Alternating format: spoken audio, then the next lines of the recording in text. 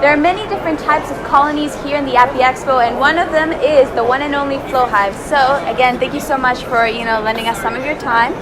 Could you please explain what the Flow Hive is and how it works? Sure. So right before you, you're seeing a demonstration model. It's not actually a beehive. This is set up just so you can see the honey coming out. And on this part, you can see that the honey is being extracted and going straight into the jar without filtering. You can see the clarity of the honey. There are some wax flakes, but not many. You can see on here that the wax capping is still on the surface. The bees will normally be still walking across the surface as you do the extraction, so they are not aware that you're doing your extraction and they're not stressed out. You're not moving your honey boxes, and so you're not squishing bees during the process either. And they're not aware, like you said. They are not aware that you are doing that. So if we come over here to the actual hive, I can show you the mechanism. All right. So on the bottom is a Langstroth hive, and there are 10 frames in this one, and there are 8 frames in this one. I see.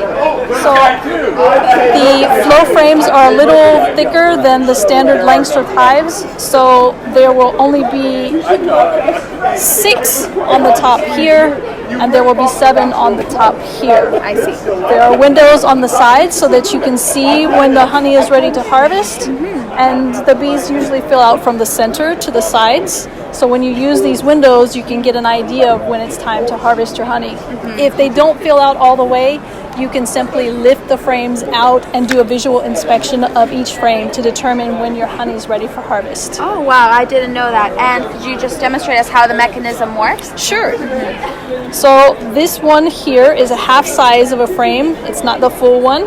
And when you put the tool into the bottom channel and you turn the mechanism, then the frame shifts every other layer and the cells open up from the inside. So it shears the cells like this, and the honey drizzles down into this chamber here and straight out through the spout, which you'll see on the tubes here. I see.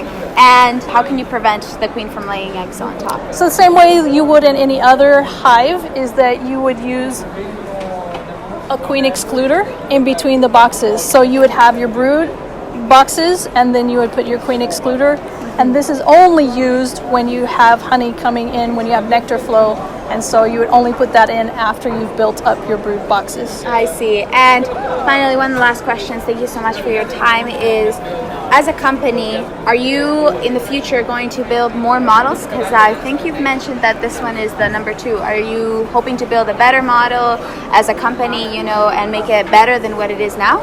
I think that beekeeping grows with innovation, and so it should be the goal of every company to continue to innovate and have better products to help beekeeping and beekeepers.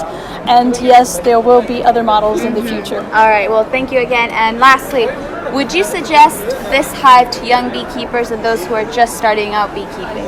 I would, but I also have to qualify that this is a Langstroth hive. So that means you have to learn beekeeping like you would in any other Langstroth hive. You have to know all the skills about population management and pest management, and the Flow Hive gives you the advantage for the honey harvest. So this is all about the honey harvest here. This is all about beekeeping as you always do it. So you have to learn the skills no matter what kind of hive you have. All right, well then again, thank you so much. And how can people contact you to find out more about the Flow Hive and how it works basically? You can go to honeyflow.com. There are lots of videos about beekeeping, including catching swarms, how to put your swarms into a box, and how to grow your populations, as well as how to assemble and maintain a Flow Hive. All right. Again, thank you so much for this interview, and I hope you enjoy the rest of what's left of the Apimondia Congress. Thanks for coming by.